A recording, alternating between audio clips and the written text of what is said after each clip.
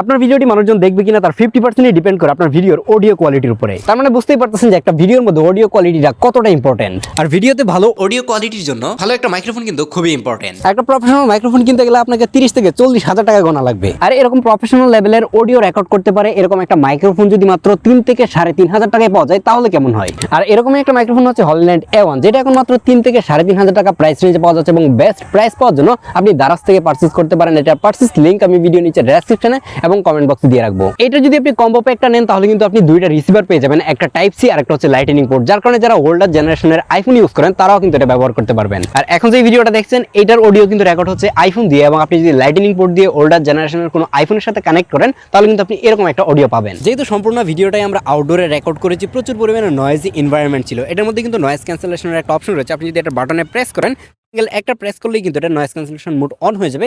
এখন আশেপাশের নয়েজ কতটুকু ক্যাপচার করতে পারতেছে সেটা আই থিঙ্ক বুঝতেই পারছেন। আর এই মাইক্রোফোনের কেসটাও আমার কাছে অনেক বেশি কিউট লেগেছে, একদমই একটা TWS এর কেসের মতো, এবং এর ভিতরে যে ট্রান্সমিটার এবং রিসিভারগুলো থাকছে সেগুলোও কিন্তু সাইজে অনেক বেশি ছোট এবং লাইট ওয়েট। আর এই মাইক্রোফোনের ভিল কোয়ালিটিও কিন্তু অনেক বেশি প্রিমিয়াম ছিল, আপনি একবারও ফিল করতে পারবেন না যে এটা মাত্র 3 থেকে 3,500 টাকায় পাওয়া যায়।